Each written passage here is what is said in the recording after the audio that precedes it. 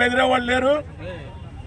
ఈరోజు ఓటింగ్ శాతం గొడవలు జరిగితే తప్పిపోతుందని ఓర్పుతో ఉన్నాం. పోలింగ్ ముగిసిన తర్వాత జోగి రమేష్ నీకు వడ్డీతో సహా చెల్లిస్తా, ఏంటో నీ కొడుకేంటో పిల్ల బచ్చాగాడు రెచ్చిపోతా ఉన్నాడు. ఉంటే ఏదైనా ఉంటే మైలవరంలో చూసుకో. ఇక్కడికి వచ్చి పిల్ల పూగేసాలు వేస్తే పెనమలూరు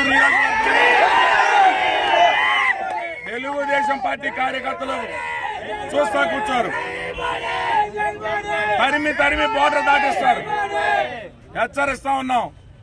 నీకు భారీ ఓటమి తప్పదని పిచ్చి నగరాలు వేస్తా ఉన్నావు. నీకు తగిన మూల్యం చెల్లించుకుంటావు. దెబ్బతింది ఎవరు? టీడీపీ వాళ్ళే. వాళ్ళకి మైలవరం వాళ్ళకి ఏం పని బూత్లో?